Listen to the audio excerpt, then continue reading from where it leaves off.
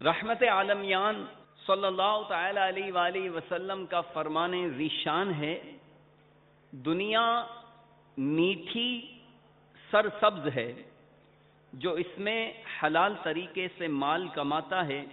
اور صحیح حقوق میں خرچ کرتا ہے، اللہ تبارک و تعالی اس کو ثواب عطا فرمائے گا، اور اللہ تبارک و تعالی اس کو جنت میں داخل فرمائے گا۔ اور جو اس میں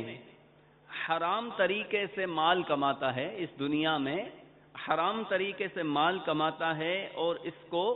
غیر حق میں خرچ کرتا ہے،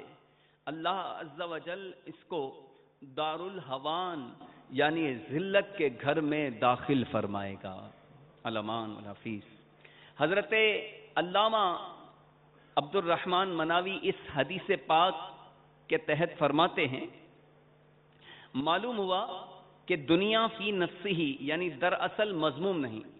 دنیا بذات خود مذموم نہیں، چونکہ یہ آخرت کی کھیتی ہے، اس لیے جو شخص شریعت کی اجازت سے دنیا کی کوئی چیز حاصل کرے تو یہ چیز آخرت میں اس کی مدد کرتی ہے۔ ہمیں بھی چاہیے کہ ضرورت سے زیادہ دنیا کے پیچھے بھاگنے اور حرام ذرائع اختیار کر کے مال و دولت جمع کرنے کے بجائے رزق حلال کمانے کا ذہن بنائیں اور حسب استطاعت صدقہ و خیرات بھی کرتے رہیں، اپنے رشتہ داروں، پڑوسیوں اور دیگر غریبوں کی مالی مدد بھی کریں۔ حقیقت یہ ہے کہ جو کسی کی مدد کرتا ہے اللہ تعالیٰ بھی اس کی مدد فرماتا ہے، اور راہ خدا میں مال خرچ کرنے سے مال کم نہیں ہوتا بلکہ اس میں برکت ہو جاتی ہے۔ صدقے کے فضائل و برکات سے مالا مال فرمان مصطفیٰ ہے کہ صدقہ مال میں کمی نہیں کرتا اور اللہ تعالی معاف کرنے کی وجہ سے بندے کی عزت بڑھاتا ہے، اور جو اللہ عز و جل کی رضا کی خاطر انکساری کرتا ہے تو اللہ تعالیٰ اسے بلندی عطا فرماتا ہے۔ ہمارے پیارے پیارے آقا صلی اللہ تعالی علیہ وآلہ وسلم کی شان بے نیازی تھی کہ در اقدس میں مال رکھنا بھی گوارا نہ فرماتے بلکہ فوراً اسے صدقہ کر دیا کرتے تھے۔ چنانچہ ایک روز نماز عصر کا سلام پھیرتے ہی آپ صلی اللہ تعالی علیہ وآلہ وسلم دولت خانے میں تشریف لے گئے، پھر جلدی سے باہر آئے۔ صحابہ کرام علیہم الرضوان کو تعجب ہوا۔ آپ صلی اللہ تعالی علیہ وآلہ وسلم نے فرمایا کہ مجھے نماز میں خیال آ گیا کہ صدقے کا کچھ سونا گھر میں پڑا ہے، مجھے پسند نہ آیا